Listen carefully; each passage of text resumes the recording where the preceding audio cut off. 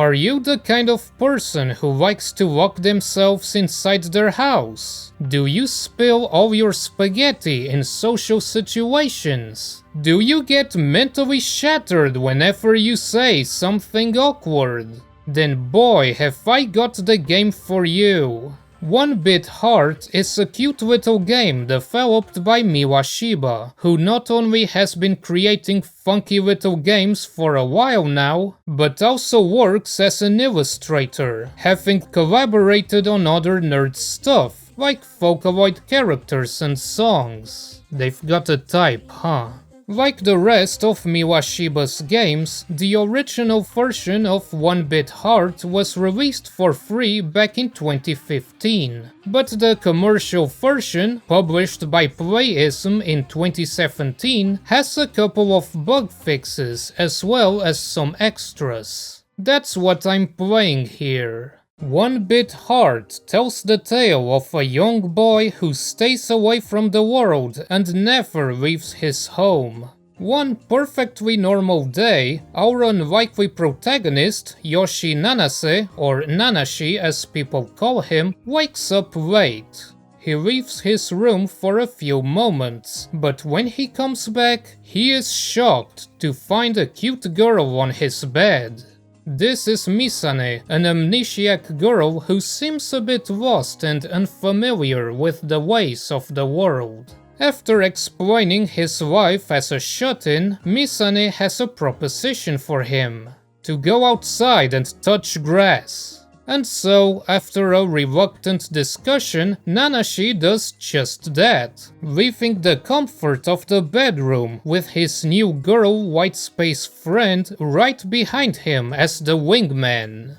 This all sounds pretty silly and straightforward, but of course, things are soon going to get spotty as the fundamentals of their world and society begin to unfurl. The story takes place in the far future, in a city where everything is controlled by numbers and computer programs. At the center of everything is the Master Program, created by Mikado, who is Nanashi's cousin and a technological prodigy. Under the Master Program, everyone is assigned a unique ID that identifies them.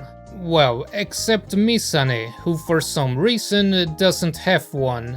People also use devices called bitphones, which are connected to the network and allow the user to talk to and register others as their friend through a social network called Mutter. Incidentally, that was developed by Nanashi. But while the game looks quite adorable, there are some unsettling undertones when you think about it. The bitphones are more than just highly advanced smartphones that double as a fashion statement. People are required to wear one, and they can connect directly to a person's brainwaves.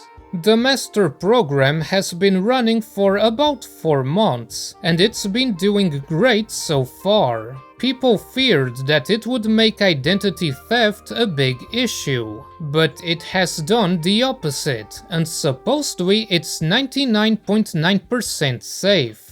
But because everyone is connected through the same network, imagine if some crummy fellow decided to, say, hack into someone's brain. You will never guess what happens! A group of punks are going around hacking people with a virus that alters their personality. Nanashi can fix them, but the victims have no memory of the time they were infected.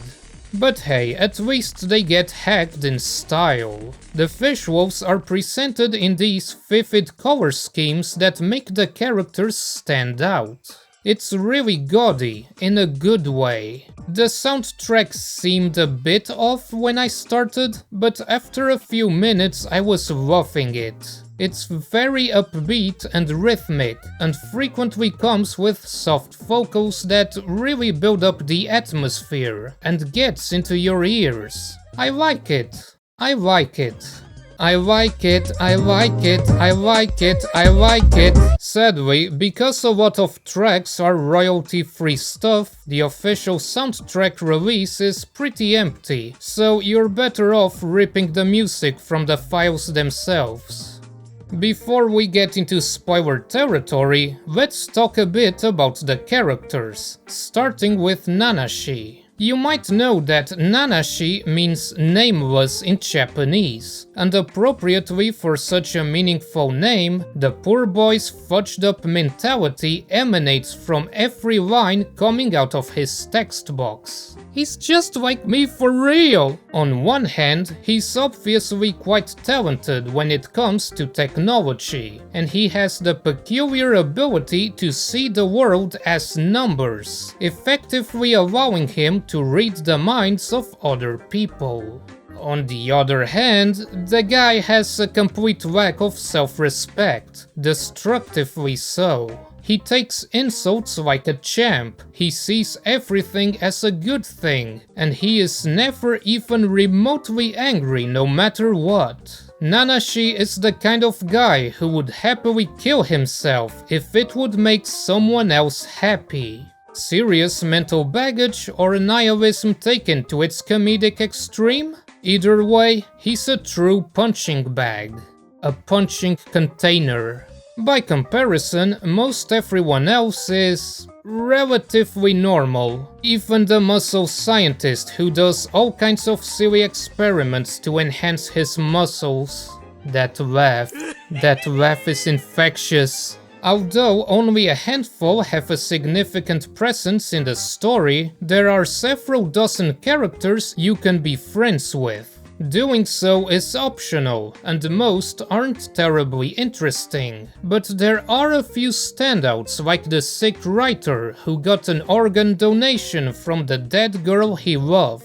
Most important is Misane. How does one simply appear in a shut-in boy's bed without memories and casually decide that her mission is to make him into a social butterfly? And why does she not have an ID or not know what a bitphone is if everyone is connected to the master program? Which leads me to spoilers. Skip to the timestamp on screen if you don't want to hear them. At the end of the first chapter, Misane reveals that she lied. She never lost her memories, and she actually comes from the future. Since she doesn't recognize the name Mikado, you can already see some red flags here. The big twist is that Mikado is actually Nanashi from 8 years in the future, and Misane went back in time using the same time machine that future Nanashi had built in order to change him. Because Nanashi is an immensely talented programmer, he was hired to create the master program. Many people were against the idea for all the privacy and security reasons one can think of. And ultimately, the result is that it ended up with keeping people bound. It's not explained what bound means exactly, but one can guess that the people in power gained too much control over the average citizen. Whichever the case, future Nanashi regretted this and created the time machine to go to a period before the master program had been created.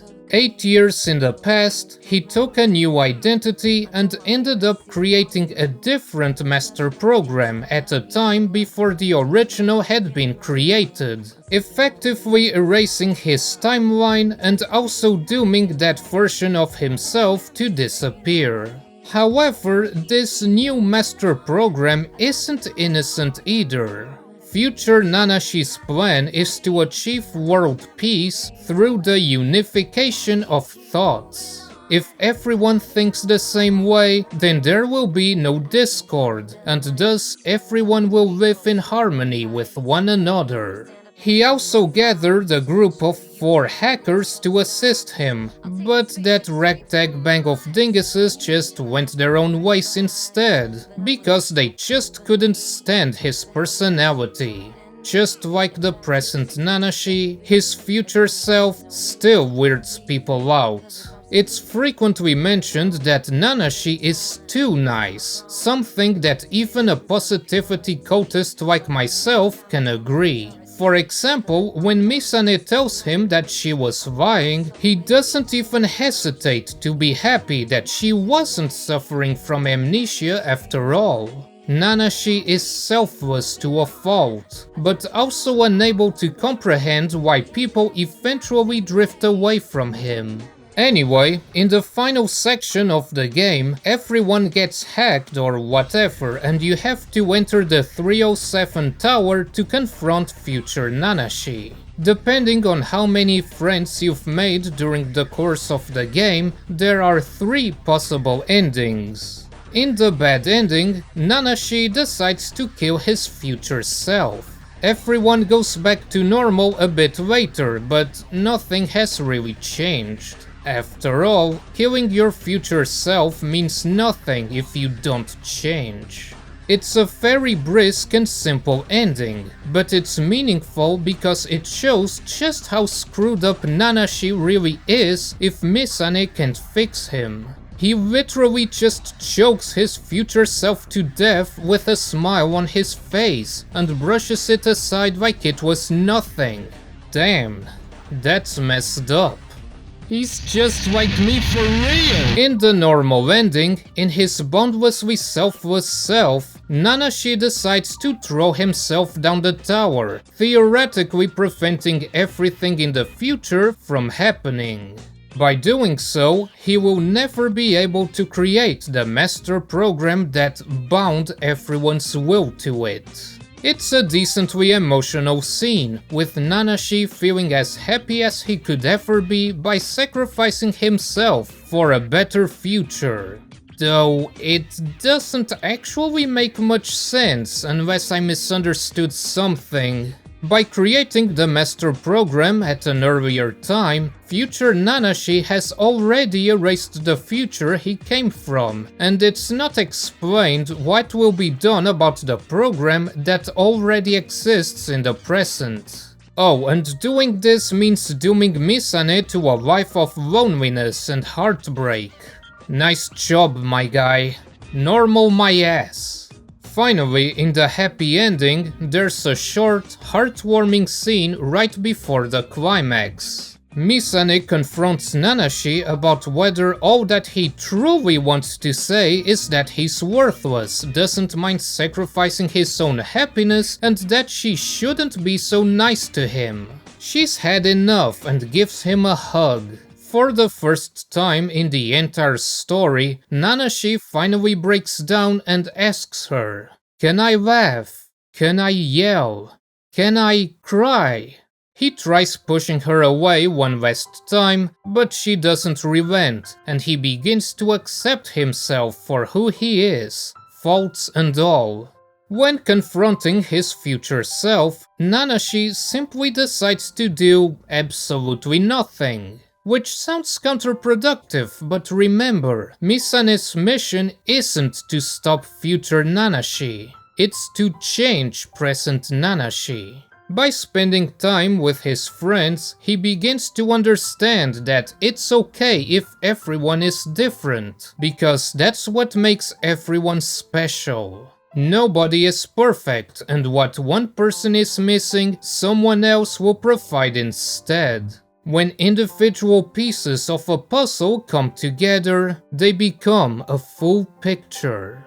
And thus, future Nanashi deletes everything related to the hacking incidents and the master program, entrusting his past self to make sure that he builds a good future for himself and for everyone else.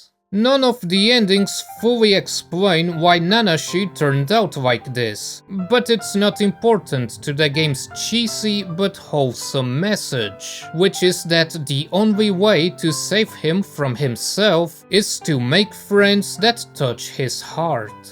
As a result, he ends up not just loving everything else in the world, but he also starts liking himself. What isn't quite as wholesome is the short epilogue taking place in the future, where Nanashi, Misane and her father go on a cruise and there's a murder and they have to investigate. I'm not going to delve much deeper because it's just a small prototype of sorts for the spin-off, but it shows Nanashi as a different, more confident person, maybe even a tiny little bit overbearing as he displays his affection for Misane. The gameplay is pretty simple, following an adventure game framework where you gather information by walking around, talking to people and sometimes debating them. That last part in particular is strongly inspired by the Ace Attorney games, involving the player listening to a series of declarations, pressing for more information and then presenting the correct piece of evidence to counter their statements. However, you can't just present stuff like it was nothing. You have a limited number of heart points, and if you say something awkward, Nanashi will feel that emotional damage. In other words, don't be cringe and you'll be fine. Thankfully, the number of heart points is pretty forgiving, and befriending characters will increase the maximum, so you can tolerate more cringe at once. This is done during the free time section at the end of each chapter, where you can walk around and talk to characters, no red strings attached. To actually befriend them though, you have to return to Nanashi's room and interact with the computer, which allows you to play 2 minigames to earn bits that can be exchanged for gifts. Every character has different preferences, but dump enough gifts on them and you unlock new scenes. Characters that automatically become friends during the story only have 1, but everyone else has 4, with the last one being required to register them as a friend. The issue with all this is actually getting the bits. To put it bluntly, it friggin' sucks. But also not.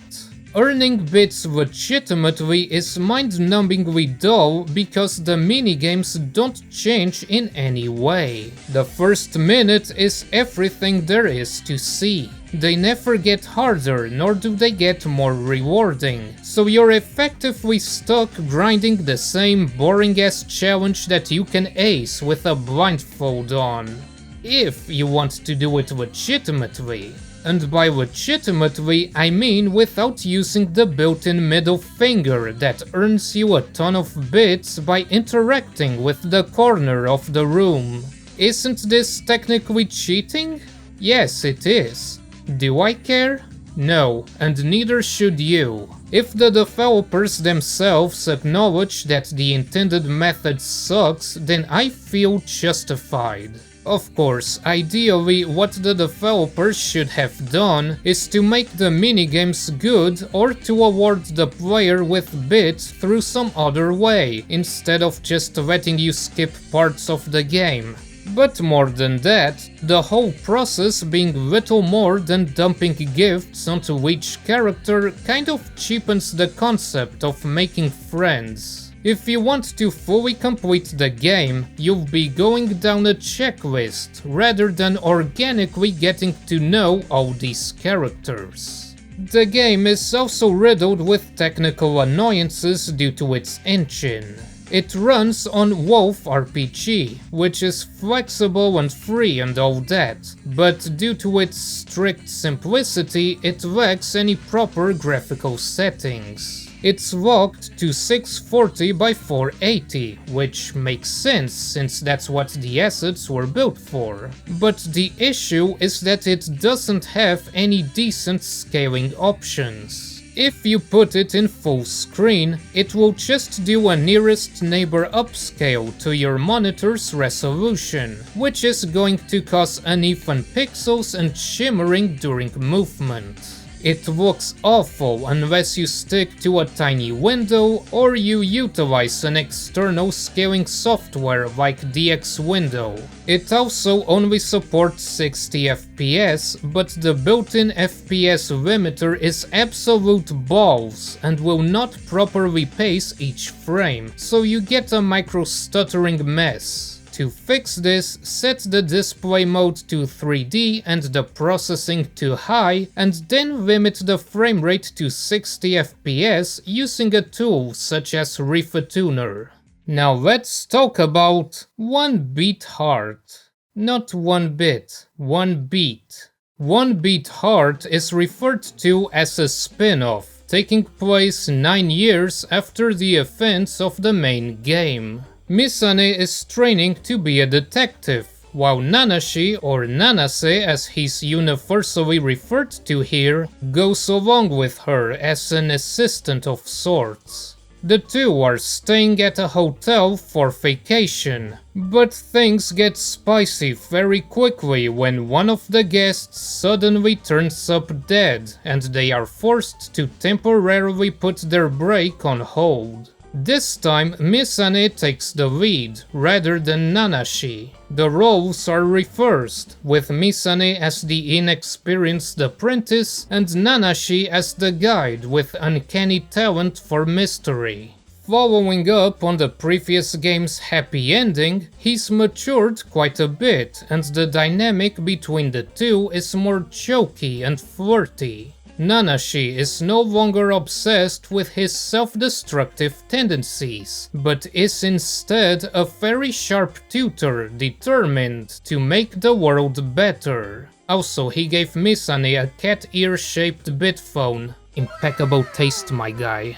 The gameplay is much more straightforward this time, with no concept of making friends and with a much smaller world and cast of characters. Instead, it doubles down on the Ace Attorney inspiration and focuses entirely on the investigation and interrogation parts. It's all plot and no filler, and a lot shorter too, with only 3 chapters and a first playthrough clocking at about 2 hours in total. Perhaps to fit the focus on the murder mystery aspect, the visual style has shifted to a more muted palette, rather than the eccentric vibes of its predecessor. It's still quite stylish, mind you, but with more of a classy atmosphere. That said, I do think the music doesn't quite fit like it did in 1bitHeart, because I get the impression that it's aiming for the same feel, even though the atmosphere is significantly altered.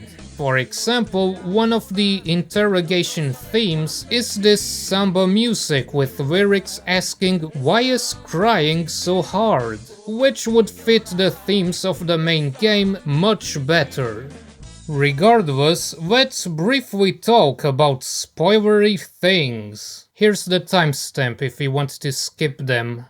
Most of the individual cases are fine, but what's important here is the main thread connecting all of them. It starts with a murder case that seemed to be solved until it's pointed out that the corpse's position doesn't make sense. Turns out that the perpetrator was told by someone how to execute the murder, but then they conveniently can't remember anything about this mysterious mastermind.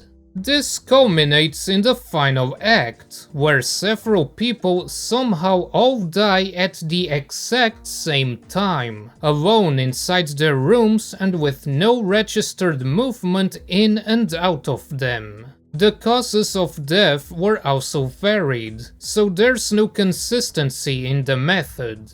One of the suspects is a staff member that Misane befriends over the course of the story. Shinobu, the calm and gentle gardener that would never hurt a fly.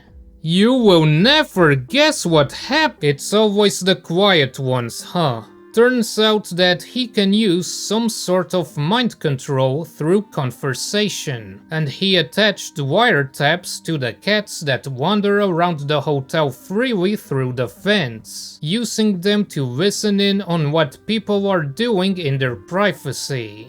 Sadly, this game leaves me very unsatisfied with its abrupt ending that leaves several questions and plot threads unanswered. When the duo discovers that Shinobu was the perpetrator and have a quick discussion about his motives, he just knocks them both down and then the credits roll.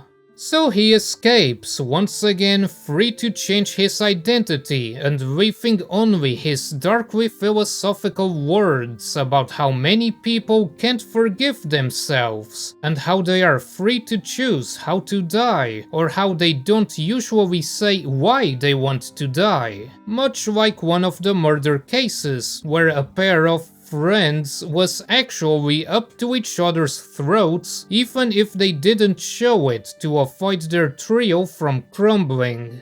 Anyway, 1bitHeart is certainly a unique little experience, and if you want a cute, mostly wholesome adventure, then I suggest checking it out. It's frequently on sale for pennies, and at that price it's hard to argue with.